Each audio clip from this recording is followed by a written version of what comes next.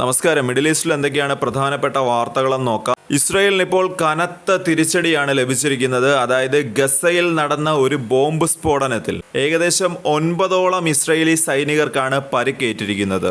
Jerusalem ബ്രിഗേഡിലെ സൈനികർ ground operation നടത്തുന്നതിനിടെയാണ് ഇത്തരം ഒരു പൊട്ടിത്തെറിയുണ്ടായത്. ഇഞ്ചുവേർഡ് ആയിട്ടുള്ള സൈനികരെയും കൊണ്ട് സൈനിക ഹെലികോപ്റ്ററിൽ ഇസ്രായേലിലേക്കുള്ള ആശുപത്രിയിൽ തന്നെ ഈ 9 സൈനികരെയും ഇപ്പോൾ അഡ്മിറ്റ് ചെയ്തിട്ടുണ്ട്. ഇവർക്ക് കറന്റ്ലി ഇപ്പോൾ ഇവരുടെ സ്ഥിതി എന്താണ്?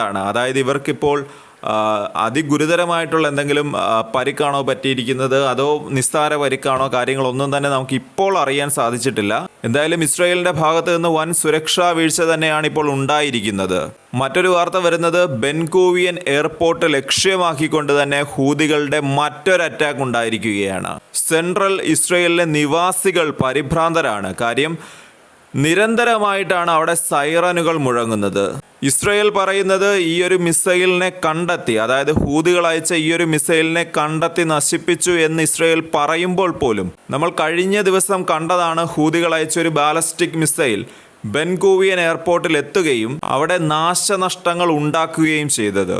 അതിനുശേഷം ഹൂതികൾ പറഞ്ഞിരുന്നു ലക്ഷ്യം വെക്കാൻ പോകുന്നത് ബെൻഗൂവിയൻ എയർപോർട്ട് തന്നെയായിരിക്കുമെന്നാണ്. അതായത് ഇസ്രായേലിലെ തന്നെ ഏറ്റവും തിരക്കേറിയ ഒരു എയർപോർട്ടാണ് ഈ ബെൻഗൂവിയൻ എയർപോർട്ട്.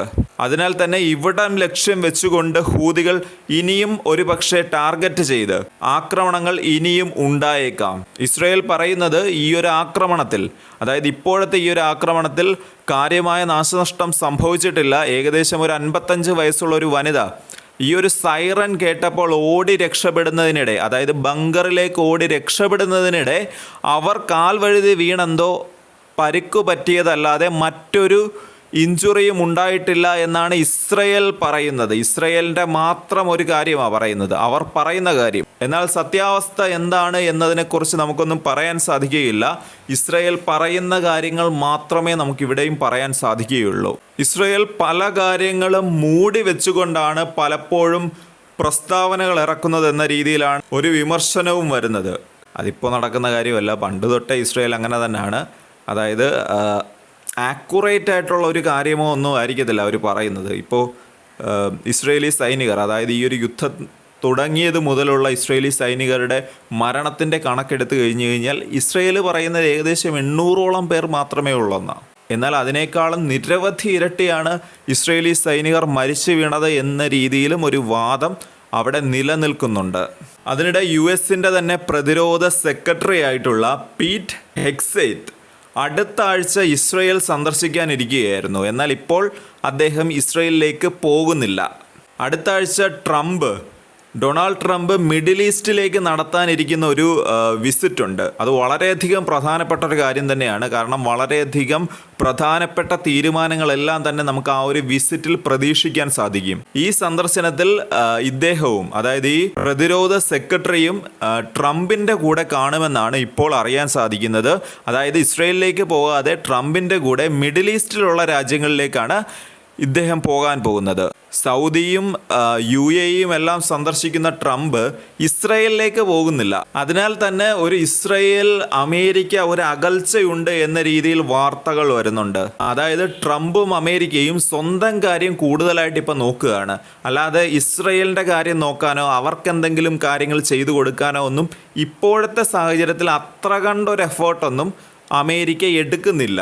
ആദ്യം ട്രംപ് പോകുന്നില്ല, ഇപ്പോൾ അമേരിക്കയുടെ തന്നെ US പ്രതിരോധ സെക്രട്ടറിയും പോകുന്നില്ല. അതിനാൽ തന്നെ ഇസ്രായേൽ ഒരു തരത്തിൽ പറഞ്ഞു കഴിഞ്ഞാൽ ആശങ്കയിലാണ് ഇപ്പോൾ നിൽക്കുന്നത്.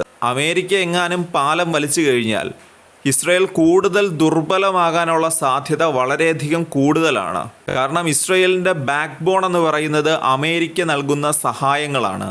അതിനാൽ തന്നെ ഇസ്രായേലിൻ്റെ ആശങ്ക പിന്നെയും വർദ്ധിക്കുന്ന ഒരു സാഹചര്യമായിരിക്കും ഒരുപക്ഷെ ഇനിയുള്ള നാളുകളിൽ ഉണ്ടാകാൻ പോകുന്നത്. അതിനിടെ ഇസ്രായേലിനെ കൂടുതൽ പ്രതിരോധത്തിലാക്കിക്കൊണ്ട് ഇപ്പോൾ ഹമാസ് പുറത്തുവിട്ട ബന്ദികളുടെ ഒരു വീഡിയോ പുറത്തു വന്നിട്ടുണ്ട്. നമുക്കറിയാം ഇതിനു മുമ്പും നിരവധി വീഡിയോകൾ, അതായത് ഈ ഒരു ബന്ദികൾ ആയിട്ടുള്ള ആൾക്കാരുടെ നിരവധി വീഡിയോകൾ ഹമാസ് പുറത്തുവിട്ടിരുന്നു. അന്നെല്ലാം തന്നെ കനത്ത പ്രതിഷേധം, അതായത് ഇസ്രയേൽ സർക്കാർ ഇതിനനുസരിച്ച്, അതായത് ബന്ധിമോചനത്തിനായിട്ട് ഒന്നും ചെയ്യുന്നില്ല എന്ന രീതിയിൽ വളരെയധികം പ്രതിഷേധങ്ങൾ ഇസ്രയേലിനകത്ത് തന്നെ ഉണ്ടായിട്ടുണ്ട്. ഇതിലൊരു ഇസ്രയേലി ബന്ധി പറയുന്നത് എത്രയും പെട്ടെന്ന് യുദ്ധം അവസാനിപ്പിച്ച് അവരെ മോചിപ്പിക്കണമെന്നാണ്.